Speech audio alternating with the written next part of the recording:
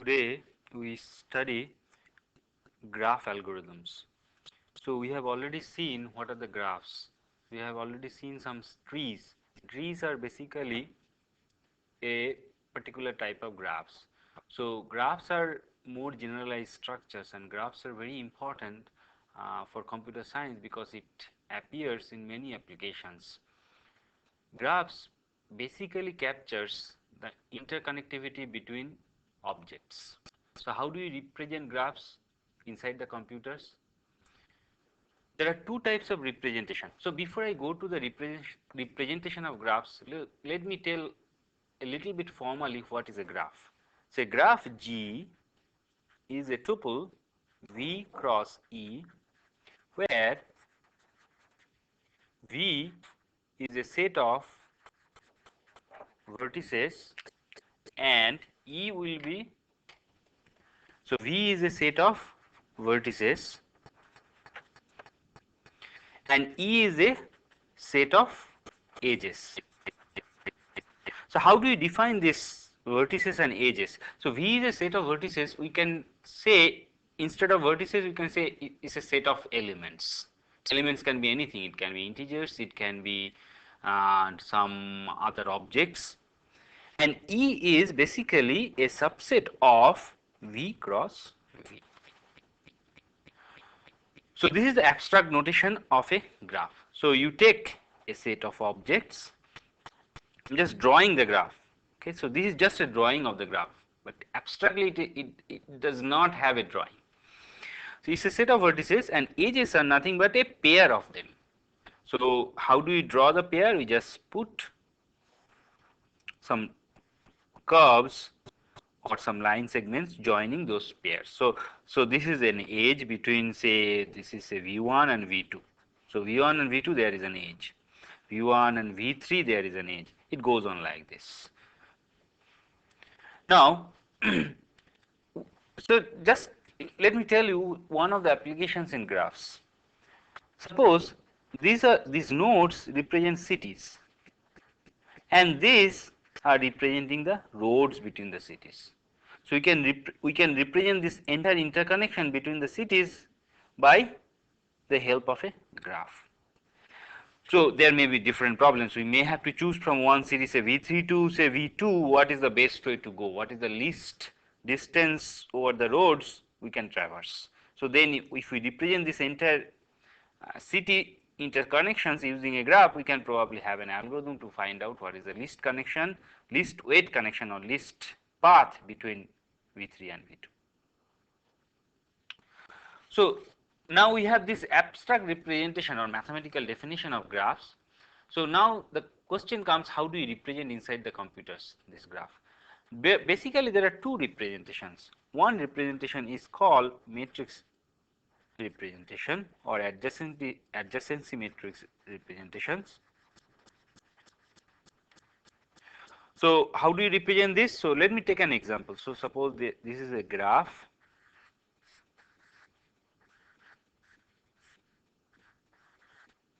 So this node is 1, 2, 3, 4 and 5. So this is a graph. This can be represented with a matrix like this. We have 5 nodes, so we take a 5 by 5 matrix. So 1, 2, 3, 4 and 5. 1, 2, 3, 4 and 5. Now suppose this is the matrix A. We mark Aij as 1 if there is an edge between I and j. So in this case, how do you represent? We assume that all the diagonals are zeros basically. I'll tell you why is it so later. Let's not worry about diagonals. Now let us see. For 1, so this is the 1, 2, 3, 4, 5, 1, 2, 3, 4, 5. So we have an edge between 1 and 2. So we should go from A1, 2 should be 1. So this is 1. Then A1, 3 there is no edge. We represent it with 0. A1, 4 has an edge, so that should be 1. A1, 5 does not have any edge, so that is 0. Similarly, let us see A21 has an edge, so that is 1. A22 we don't do anything because that is the diagonal element. A23 has an edge, A24 does not have it, A25 does not have it. A31 does not have any edge, A32 has an edge, A33 we don't care, A34 has an edge, A35 does not have, A41 has an edge, A42Z does not have any edge, A43 has an edge, A45 does not has an edge, A51 does not have any edge, A52, A53, A54 has an edge, and that's it. So this will be matrix representation of this particular graph. Okay, so this representation is quite simple. Suppose you want to know whether there is an edge between I and j, what you can check whether that particular entry in the matrix Aij, whether that is 1 or not. If it is 1, there is an edge. If there is 0, it does not have any edge. Particularly the diagonal elements represent Aii. What does it mean? Whether there is an edge between from I to I. That is, if there is a self loop, so this is called a self loop, whether there is an edge from 2 to itself, and we generally disallow these self loops. In our entire study, we will, until otherwise we specify this, we will assume there is no self loop, and that's why all the diagonal elements I have represented with 0. Now this graph, you can see all the edges, I did not put any direction on the edges. So this graph is an undirected edge, undirected graph. Suppose we put a direction on each edge like this, then this graph becomes a directed graph. Which, what does it mean? I have an edge from 2 to 1 now, but I don't have an edge from 1 to 2. Again, this directed graph can be represented using the adjacency matrix. What do we do in that case? In that case, we will have an edge from 2 to 1. So 2 to 1 will be 1, but 1 to 2 will be 0. This entry will be 0 now. Previously, both 1 to 2 and 2 1 were 1, but this time it is not the case.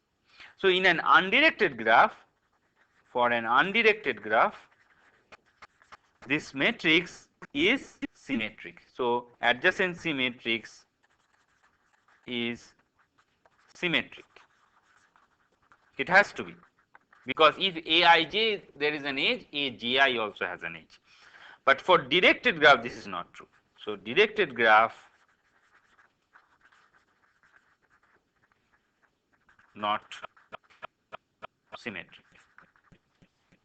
All right. Now there is another version of the graphs which are called the weighted graphs. What are those weights? So in this case, edges have weights on them, some values.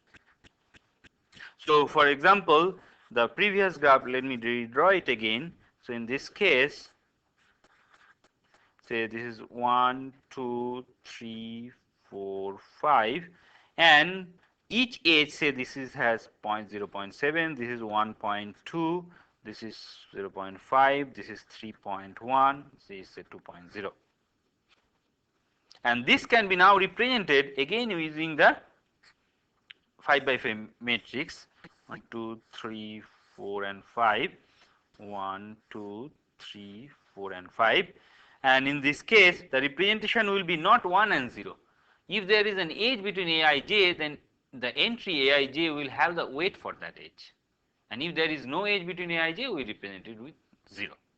So this particular weighted graph will be represented like this, 0.7. You can verify later. Now there is a difficulty.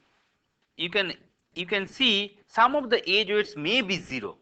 So in that case, this 0 will be confused whether there is an edge between the two nodes or there is an edge with weight 0. So that actually one has to resolve it from application to application. So I am assuming there is no edge weight for the time being, which is 0. So this is 0.5, this is 0, 0.7, 0, 1.2, 0, 0, 0, 1.2, 0, 3.1, 0, 0.5, 0, 3.1, 0, 2.0, 0, 0, 0, 2.0, 0. So in some applications, if the edge weights are 0, in that case probably you should represent this particular 0 with some high value, say infinity, some infinity value here. So all these 0 you can represent to the infinity, which represents that there is no edge, or basically there is an edge with an infinite weight, very large weight. Now, this particular matrix representation is quite good, as I have already told you, when edge weights, when you want to index some particular edge very quickly, whether you want to know whether there is an edge between A, I, J. But the bad part or disadvantage of this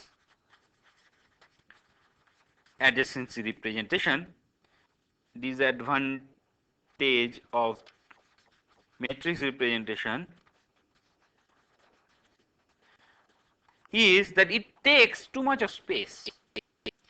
If there is a graph which has n vertices graph, one can easily verify it will take n square space matrix, because you will need basically n cross n matrix, and that will require how much space totally? Definitely omega of n square. So this matrix representation takes always theta n square space, no matter how the graph is. Suppose I have a graph which is very sparse, say I have this graph. Now this is a graph. We have 1, 2, 3, 4, 5, 6 vertices, but there is only a single edge. But to represent this graph, you will require 6 by 6 matrix. Most of the entries will be 0. So this is a very sparse graph where this number of edges is very less, but the representation is still taking order of n square or theta of n square. So that is not very good. So to overcome this, we have another data structure to represent graph, which is called the adjacency list. So in adjacency list, it consists of a linear array, we call V. V is an array of vertices, and a linked list of neighbors. Neighbors means, suppose V is an array, so ith vertex will be represented by the entry at Vi. Now Vi will point to a linked list which will have all the neighbors of the vertex I. That is, all the vertices which are adjacent to the vertex I through an edge. So let me see. Suppose this is the graph. Again, we take the same graph. So 1, 2, 3, 4, and 5. Now this will be represented like this in this data structure. So we will have an array V of 5 nodes or 5 entries, 1, 2, 3, 4, and 5. Each one, say V1. V1 will be pointing to all its neighbors. So 2 and 4 are its neighbor. So it will be pointing to say 2, another 4. Similarly, V2 will have a linked list structure. It will point to 3, it will point to. Then V3 will point to 2, and this will point to 4. V4 will point to 1, this will point to 3, and then this will point to 5. Similarly, V5 will point to only the single one, which is 4. So this will be the representation of this graph with adjacency list data structure. Now, one can verify what is the size of this data structure now. It is nothing but first the array size, which is of order of n. So this is the order n size for array V plus the size of all these linked lists. Now, what is the sum of the size of all these linked lists? It is nothing but the sum of the degrees of each vertex. So let us see what is the sum of the degrees of all vertices in a graph. So suppose di is the degree of a vertex in the graph. What do we mean by degree? It is nothing but the total number of neighbors or total number of vertices adjacent to the vertex I. Now sum of di over all I, it can be proved that it is exactly equal to 2m, where m is the number of edges. This is the proof is very simple actually. You take each edge, you can count, you can look at this sum a little bit differently. You are counting all degrees over all the vertices. Now you can look at this count as if each edge is contributing two vertices, that is the two endpoints of it, to this count. So each edge is contributing a count of 2. That's why this must be equal to 2n. So this is the sum of the degrees, and this must be equal to the sum of the all the linked lists represented in the adjacency linked list structure. So total size now becomes nothing but order m plus n. Now here is a point. Is it better than matrix multiplication? Matrix representation? Yes, definitely. Suppose your m is much smaller than n. In that case, this will give you order n complexity space. But in the matrix representation, it is always order n square. So suppose m is say almost constant 1 or 2, this will give you order n. But in even m is 1 or 2, matrix representation data structure will always give you order n square. But mind that when m is equal to n square, order of n square, it can be, suppose you take the complete graph, that means every vertex is connected to every other vertex. That graph will have how many edges? N choose 2, which is order of n square. In that case, this also will be of the order of n square, this data structure. But there are most of the times when m is much less than n, this will be much smaller. So this is much better in terms of the space. But the disadvantage of this data structure is, suppose I want to know whether there is an edge between aij, then one has to do a search in the linked list. You cannot just see the index immediately in the data structure and check whether there is an edge between the two nodes I and j. Here you have to go through the linked list of ai and check whether j is present there. So that will take some time in this case.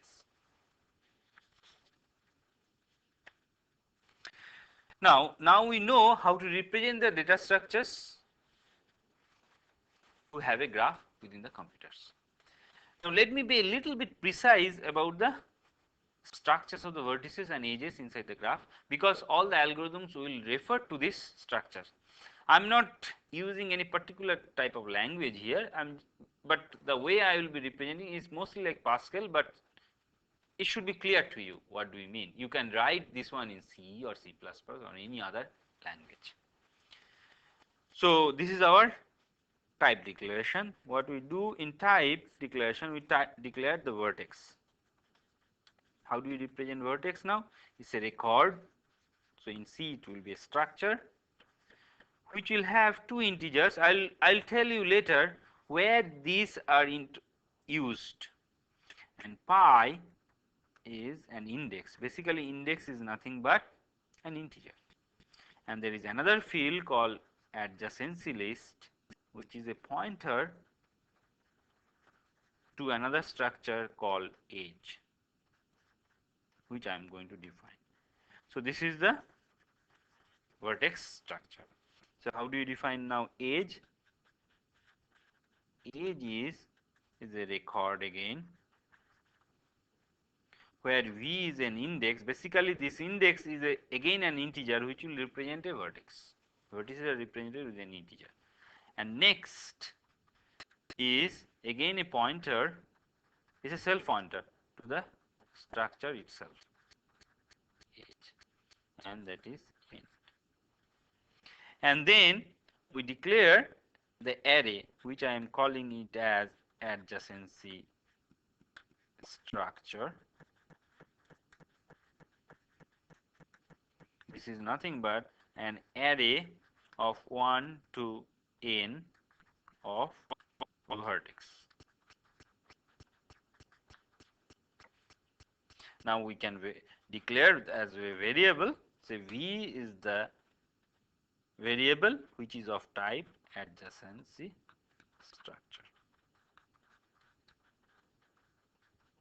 So V is an array of the type adjacency structure. Adjacency structure, I have defined it that each element is of the type of vertex, and vertex is defined like this. I will explain later in our algorithm what are these D, F, pi and ADJ. So if you go back and check the adjacency structure here in this, you can see V is an array and this ADJ is nothing but a pointer to the linked list. So here like this, so adjacency structure will be nothing but a pointer to this edge, and edge will have what? It will have an index of the type vertex, or sorry, it will have the index for the vertex, and then it has a pointer again. That's what it is here. You can check. If you go to edge, V is an index, it has two parts, and next is nothing but a pointer to a similar structure which is called edge. Now with these structures in mind, we will explain one very important algorithm on graphs which is called the depth first search. Probably you have seen this one in tree structures. When you have done trees, then probably you know what do we mean by depth first search in a tree. So now we will explain how to traverse the nodes of a graph in a systematic manner. And actually this particular type of search can be used for other algorithms or for finding several properties of the graph. So depth first search, what it does, given a node, it starts at a node of a graph and it goes on traversing all the nodes it can get as deep as possible in the graph. So suppose from node V it starts and it sees that the next one V1 is its neighbor, it goes and search this, traverse this, then before it goes to the neighbors of V again, it goes to the neighbors of V1 itself. So V2, from V2 it can go to V3, and suppose V2 does not have any more neighbor, it will come back to V2, and probably it will start from another neighbor of V2, it may go down again. So why is it called depth first? Because before we traverse all the neighbors of V, we are going deep down the graph. That's why it is called the depth first. Actually there is another type of search which is called the breadth first, in which case you will traverse V1, and before you go to the neighbor of V1 you will traverse all the neighbors of V first. So it's like this. In that case the search will proceed like this. First you complete this level, then this level, like this, but in this case we are traversing in the deep down the graph. So let me write down first this algorithm, then I will explain what are the steps. For I is equal to 1 to n, do Vi dot d is equal to 0, end for, and time is equal to 0. I will explain all these terms later. For again I is equal to 1 to n, do if Vi dot d equal to 0, then Vi dot pi is equal to nil, then visit I is a call, end if, end for. So now let me write down. before I write down this, so you can see we are calling a procedure called visit. Before I write down the visit, let me just explain what we are trying to do here. So we have been given a graph.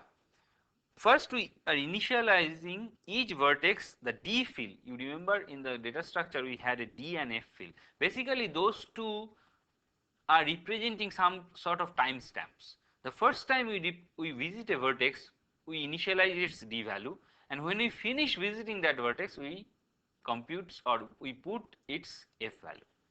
So initially, all the D values are 0 because we have not visited them, and we maintain a variable called time. So this time variable will give the timestamps to each vertex when we have visited that vertex, because these fields, when we have visited this vertex and when we have completed this vertex, will give some more information on the graph. We will see it later. So initially we timestamps all the vertices, n vertices, with vi dot d is equal to 0, and time is initialized as 0. Then we are checking whether the timestamp is equal to 0. That means if a vertex is not visited yet, then we go and visit that vertex. Why is it important? We will see that visit routine will be a recursive routine, because as I have drawn, suppose we start from this vertex I, say visit I, this will give a recursive call to visit its neighbor, this will give another recursive call to visit its neighbor, it will go on. Now in this traversal, some part of the graph may be visited, but some of the other parts of the graph may not be visited. So this visit will complete and come back, and then we will check whether we have visited all the vertices in this recursive manner or not. If some of the vertices are not yet visited, then we go and give another recursive call on those vertices. That's why this loop is for. So this is going down the array V and checking whether something is visited or not. If a vertex vi dot d is equal to 0, that means it has not been visited yet. We will go and start a new visit. And let me tell a little bit about what is this pi field doing. Pi field is basically giving the information for the vertex from which this particular vertex has been visited.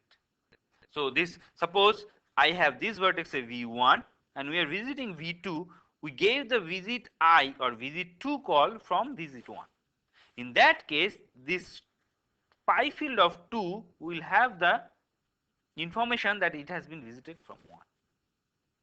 And whenever we start a new visit, its pi field is null or nil pointer.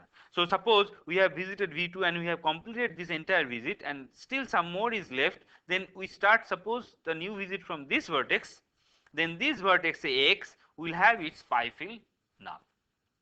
Basically it indicates that we are starting a new visit from this vertex, and probably this will complete and visit some more vertex, say this is say y, and in that case if y is visited from x, y's pi field will be nothing but the value for the index of x. So basically when we complete all the visit, if we see each vertex pi field, we can go back and reconstruct this path during our depth first traversal of the tree. Now let me write down the recursive procedure, which is the visit procedure. So here procedure visit I. So time, now since we are visiting this, we have to increase the time. Time is equal to time plus 1. Now you initialize your its d field, which is equal to time, because at this moment you are visiting this. You get the first node in its linked list, which is obtained by its adjacency field. You remember we had vi is nothing but a pointer to an edge. Sorry, vi is nothing but a vertex structure, and vertex structure has a field called adjacency list or adj, which will be pointing to its linked list. While now we visit or we check all the nodes in its linked list whether something has been visited or not. If it is not visited, we will give a recursive call. T is not nil do if, here is the check, if v t dot v dot d equal to 0. Don't get confused here. What is v dot v t dot v. T is a pointer to an edge structure, and t dot v will give you the index for that vertex. If you go back to the structure, you will realize. So we are basically, it is checking whether this vertex in the linked list, its d value is 0, whether it has been visited or not. If it is not visited, if it is 0, then you first visit it. So p v dot v, so this is small v, basically this is small v, this is a big V. Vt dot v dot pi fill is initialized here as I, because you are visiting this vertex v from the vertex I. So this, its pi field is initialized to I, and you give a recursive call visit t dot v, and this is the end if, and then you basically traverse the linked list t dot next is the end while,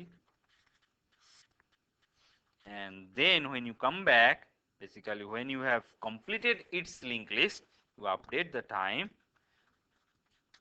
and you have basically finished visiting I, then you put its f value, vi dot f is equal to time. So in this while loop, we are going through the linked list of I and checking whether any of its node in the linked list is not visited. If it is not visited, its pi fill is initialized. Then you visit that node. It's a recursive call. And then when this recursive call comes back, then you go to the next node, t is equal to t dot next in the linked list. When this while loop is done, that is you have checked all the nodes in its linked list of I, you have basically completed the visit of I, then you increase the time is equal to time plus 1, and then you put the f field of I with that time. Basically you have finished at that time visiting I. So this is the recursive visit procedure. Now let me take an example and show you how d and f values of the nodes are initialized by this algorithm. So let me just take an example. So I will be assuming a directed graph, all right.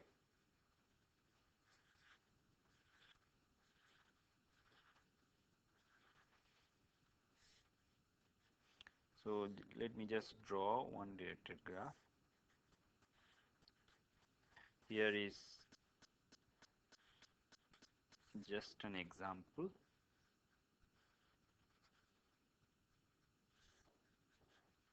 Remember, we can use the same data structure for the undirected graph. By slightly changing it, we can use it for directed graph. Only thing, we have to represent a direction for each edge. Now suppose this is the graph, and we start our visits say from this node. So I will be representing the starting time and finish time like this, d slash f. Whatever number here, it will be the starting time, whatever number here is the finish time. So this node has started at time is equal to 1. Now this has given, suppose it has two neighbors. Now suppose it goes to this one first, so it goes here and it visits this node using this particular edge, and its timestamp is 2 now.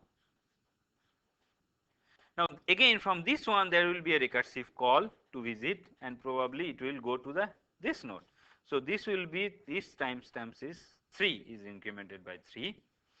Then probably this will go and visit the next node which is not yet visited, whose timestamp is 4 initialized. Then you can check this particular node does not have any more neighbor which is not visited. It has one neighbor like this one. It can go to this node, but if it goes and check, its d value is already 2, it's not 0. So it will not go and visit this node. So this while loop for this node will be ended, and this visit for this node will be done. So in that case, its finish time will be recorded as 5. Then this is done, the recursive call will go back to this particular node, and it will check whether this particular node is done or not, and in this case this particular node is also done because it does not have any more neighbor which is not visited. So its finish time will be recorded as 6. Now this recursive call will go back here. It will check whether some more nodes has to be visited in its linked list, because it has only checked one and there is one which is not yet visited in its linked list. So it will go and give a recursive call for this one. So this will be now visited, and this start time will be 7. Now for this node, it will see its neighbors are visited. Yes, this is already visited, so it will be done. Its finish time will be recorded as 8.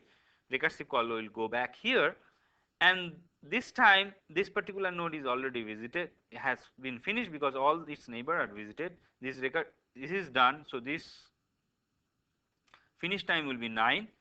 The recursive call will go back here, and it will check whether its neighbors are visited. Yes, both of its neighbors are visited. In that case, this is also done, and its finish time will be recorded as 10. Now we started the visit call from this node, and the visit call has come back and it's done already. And this particular visit call has visited these nodes. But you can check that all these 3 nodes are not yet visited, because those 3 nodes could not be reached from this particular node. So in that case, what will happen, if you remember in our this particular initial for loop, like here, this particular for loop will take over, and it will initiate another visit call for this one of these 3 nodes here. So suppose it initiates the new visit call from here. So the timestamps now will be 11, because the last finish time was 10. Then this will probably visit this node now. So this timestamps will be 12. All its neighbors are visited, so this will be done. So this finish time is 13.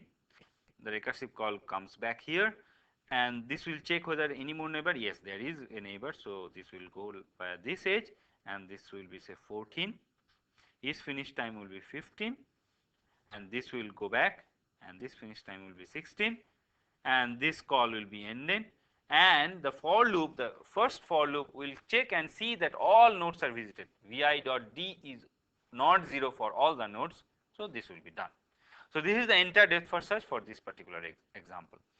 Now once we have done this, so you can see the pi fields will record these edges. The edges I have indicated with curly lines. All the other edges will not be recorded. So we can redraw this graph using the depth first search a little bit differently. So let me redraw this graph now. Start from the started node 1 by 0, because this node start time is 1, finish time is 10, 1 by 10. Then we have visited the next one using, so this will be 2 by 9, this node. Then from this one we gave 2 recursive call. So this will be 3 by 6, and we gave another recursive call, which is 7 by 8. So these 2. From 3 by 6 we gave a recursive call, which is 4 by 5. From 7 by 8 we did not give any recursive call. This particular call ended with these visits. Then we gave a new call of visit 11 by 16. There is this node. Then we gave another recursive call from this node to 12 by 13, and another node to 14 by 15. Right now there are some more edges which are not indicated yet, so I am going to draw them. So there is an edge like this, because between 1 by 10 and 7 by 15, 7 by 8, there is an edge like this. So that's what I have drawn here. Then there is an edge from 4 by 5 to 2 by 9 in the original graph I have drawn. From 7 by 8 to this one I have drawn. Now from this one to this there is an edge. This one to this there is an edge. There is an edge like this. There is an edge like this. Now we can categorize all the graph edges into 3 groups. Actually 4 groups. One we are called the tree edges. Then we call forward edges. then we call backward edges, then we call cross edges. I'll tell you what are the definitions. First, the tree edges are the edges which have been visited by the DFS, the depth first search, the ones which I have indicated with curly lines. So these are called the tree edges. Now those edges which are going in the forward direction, that means whose starting value is more, like if I have an edge from I to j where j has a starting value more than the starting value of I, in that case that edge will be called the forward edge. So this is a forward edge. Similarly, I don't have any more forward edge here. What is the backward edge? Is just the opposite of forward edge. If I have an edge from I to j where j has a starting value less than I, in that case that is called the backward edge. So this is a backward edge. Do we have any more backward edge in this case? So here is a backward edge. There is no more backward edge in this case, and all the other edges are called the cross edges. See, see. So these are called the cross edge. So let me define a little bit more formally what is a backward edge and what is a forward edge, so that you are not confused. So first of all, tree edges. So tree edge, what is the definition? If ij is a tree edge, then vj dot pi equal to I. It must be that. So you can just check if it is tree edge, basically it must be visited through that edge. Then back edge or backward edge, what is the definition? Edges ij so that j is an ancestor. So this time we are going giving the definition more formally and differently. Ancestor of I, and forward edge is non-tree edges ij such that j is a descendant of I, and rest are cross edges. So let me go back. So we are going. I have given another definition now for tree edges, forward edges, backward edges, because to give the definition using the starting time and finishing time, we have to tell a little bit more than what I just said. It was not completely correct. So let me give you another definition. First of all, using the edges of the DFS, we can define a spanning for a tree or a forest in this case. If you just draw the tree edges, you can see it's a tree, it's a forest now, like all those curly ones. Now in this forest, I can define what is an ancestor of a node, what is a descendant of a node. So a forward edge is, but ij is a forward edge if j is a descendant of I. So in this case, you can reach this node from this node. So this is a descendant of this node in this particular tree. And backward edge is ij is a backward edge if j is an ancestor of I. In this case, this is the backward edge. This is the backward edge. Now all the other edges are cross edges. You can see this edge ij does not have any relation of ancestor or descendant relationship. And we will see later how this backwards edge and forward edge can be determined using the D and F value in the next class. And we will also see in the unrelated graph there cannot be any cross edges, only backward and only forward edges. Okay, so that much today. In the next class we will continue on this DFS for unrelated graph and probably BFS on the graphs.